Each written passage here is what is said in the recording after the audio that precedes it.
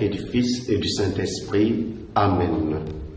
De l'Évangile de Jésus-Christ selon saint Matthieu au chapitre 23, au verset 13 à 22. En ce temps-là, Jésus disait: Malheureux êtes-vous, scribes et pharisiens, hypocrites, parce que vous fermez à clé le royaume des cieux devant les hommes. Vous-même, en effet, n'y entrez pas, et vous ne laissez pas entrer ceux qui veulent entrer. Malheureux êtes-vous, scribes et pharisiens, hypocrites, parce que vous parcourez la mer et la terre pour faire un seul converti. Et quand c'est arrivé, vous faites de lui un homme voué à la géhenne, 2 fois pire que vous. Malheureux êtes-vous, guides aveugles, vous qui dites: si l'on fait un serment par le sanctuaire, il est nul, mais si l'on fait un serment par l'or du sanctuaire, on doit s'en acquitter. Insensé et aveugle, qu'est-ce qui est le plus important, l'or ou bien le sanctuaire qui consacre cet or? Vous dites encore: si l'on fait un serment par l'autel, il est nul, mais si l'on fait un serment par l'offrande posée sur l'autel, on doit s'en acquitter. Aveugle, qu'est-ce qui est le plus important, l'offrande ou bien l'autel qui consacre cette offrande? Celui donc qui fait un serment par l'autel fait un serment par l'autel et par tout ce qui est posé dessus. Celui qui fait un serment par le sanctuaire fait un serment par le sanctuaire et par celui qui l'habite. Et celui qui fait un serment par le ciel fait un serment par le trône de Dieu et celui qui siège sur ce trône. Acclamons la parole de Dieu. Louange à toi, Seigneur Jésus.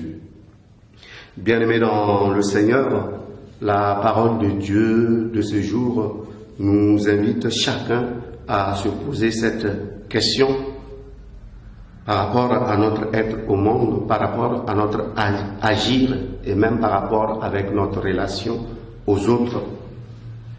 Quel genre de guide sommes-nous? Sommes-nous de ceux-là qui aident l'homme ou l'humanité à retrouver le chemin de la dignité, ou bien sommes-nous de ceux-là qui aliènent l'homme? Je pense que le reproche que notre Seigneur adresse aux scribes et aux pharisiens peut aussi s'adresser à nous. Quel est notre degré de sincérité dans nos rapports les uns avec les autres? Et c'est dans ce sens-là qu'on peut aussi se rendre compte que l'hypocrisie peut fonctionner dans un double sens. L'hypocrisie de la part de celui qui jouit d'une certaine responsabilité et l'hypocrisie aussi de la part de celui qui est soumis à cette autorité ou à cette responsabilité-là. Pourquoi? Parce que nous tombons ou nous versons dans un jeu de calcul où nous sommes incapables d'être sincères avec les personnes qui sont autour de nous et nous sommes incapables de dire la vérité. Pourquoi? Parce que nous visons en premier lieu nos propres intérêts.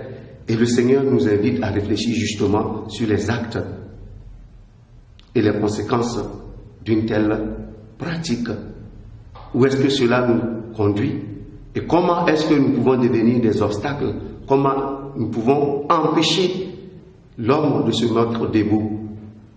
Comment nous pouvons empêcher le projet de Dieu de se réaliser en chaque personne? Et fort de cette situation-là, nous allons vraiment essayer au cours de cette journée, essayer d'évaluer, de poser ce qu'on pourrait dire une autocritique de notre relation avec les autres pour voir ce qu'il y a en nous qui empêche d'aller sincèrement à la rencontre de l'autre, qui nous empêche de nous ouvrir dans la vérité et dans la fraternité avec nos proches, avec nos amis et parfois même avec les personnes avec lesquelles on ne s'entend pas. Comment est-ce que nous sommes appelés à être réellement sincères? Que le Seigneur nous aide à sortir vraiment de nos hypocrisies, car en chacun de nous, il peut y avoir une once d'hypocrisie. Que le Seigneur nous aide à extirper cela afin que nous puissions devenir sincères et nous conformer au Christ. Loué soit Jésus-Christ.